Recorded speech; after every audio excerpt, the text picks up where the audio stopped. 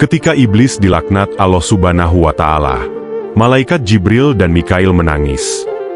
Hujatul Islam Imam Al-Ghazali mengatakan bahwa iblis dulunya adalah hamba-hamba Allah yang taat kepadanya. Mereka memiliki beberapa nama sesuai dengan tempat tinggalnya. Di langit pertama mereka disebut Al-Abid, ahli ibadah. Pada langit kedua disebut Az-Zahid.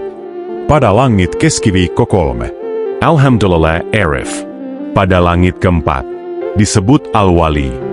Pada langit kelima disebut Etaki. Pada langit keenam namanya disebut Al-Hazin. Pada langit ketujuh namanya disebut Azazil.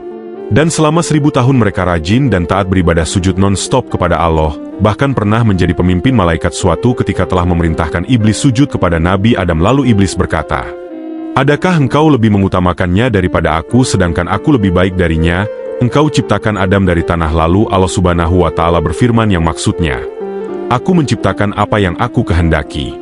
Karena iblis memandang dirinya penuh keagungan, maka dia enggan sujud kepada Adam karena merasa bangga dan sombong. Dia berdiri tegak sampai saatnya malaikat bersujud dalam waktu yang lama. Ketika para malaikat mengangkat kepala mereka, mereka mendapati iblis tidak sujud sedang mereka telah selesai sujud, maka para malaikat bersujud yang kedua kalinya karena bersyukur.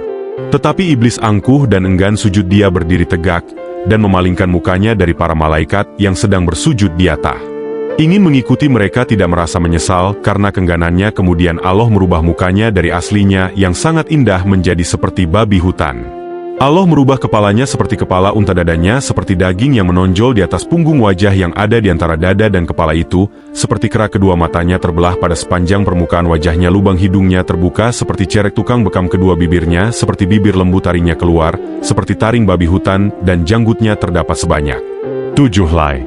Setelah itu Allah mengusirnya dari surga, bahkan dari langit juga bumi, dan ke beberapa jazirah. Dia tidak akan masuk ke bumi melainkan dengan cara sembunyi-sembunyi. Allah Subhanahu wa Ta'ala melaknatnya hingga hari kiamat karena dia telah ingkar dan kufur. Walaupun sebelumnya iblis sangat indah rupawan, mempunyai 4 sayap, banyak ilmu, rajin ibadah, menjadi kebanggaan para malaikat, serta menjadi pemimpin para malaikat mukorobin, tetapi itu semua tidak menjadi jaminan sama sekali baginya. Ketika Allah membalas tipu daya iblis, maka menangislah malaikat Jibril dan Mikail.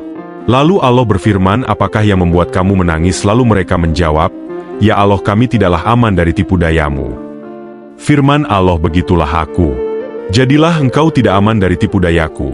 Setelah diusir kemudian iblis berkata, "Ya Tuhanku, engkau telah mengusir aku dari surga disebabkan Adam, dan aku tidak bisa menguasainya melainkan dengan kuasamu." Lalu Allah berfirman, "Engkau akan dikuasakan atas dia, yakni atas anak cucunya, kecuali para nabi adalah maksum." Iblis berkata lagi, "Tambahkanlah lagi untukku."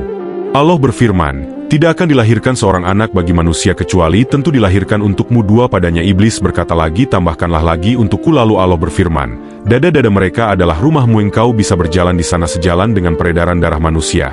Iblis berkata lagi, "Tambahkan lagi untukku." Maka Allah berfirman, "Dan kerahkanlah terhadap mereka pasukan berkuda, dan pasukan berjalan kaki, dan berserikatlah dengan mereka pada harta, yaitu mendorong mereka mengusahakannya, dan mengarahkannya ke jalan yang haram. Dan pada anak-anak, yaitu dengan menganjurkan mereka membuat perantara mendapat anak dengan cara yang dilarang, seperti bersenggama dalam masa haid, berbuat perkara syirik." Mengenai anak-anak itu dengan memberi nama Abdul Uzza, menyesatkan mereka dengan cara mendorong ke arah yang batil. Alhamdulillah, dari kisah ini kita bisa mendapatkan satu pelajaran penting bahwa iblis yang dulunya merupakan ahli ibadah sekalipun bisa menjadi makhluk yang dilaknat oleh Allah Subhanahu wa Ta'ala karena kesombongannya. Terima kasih kepada sahabat-sahabatku yang sudah menyimak cerita ini. Semoga Allah senantiasa memberikan keberkahan, kesehatan, berkah rezeki, berkah umur, sehat dan bahagia, selalu mata yang melihat, telinga yang mendengar, hati yang meresapi. Semoga menjadi saksi kebaikan sahabat semua nanti di hadapan Allah Subhanahu wa Ta'ala. Amin ya rabbal alamin. Akhiru Kalam. Assalamualaikum warahmatullahi wabarakatuh.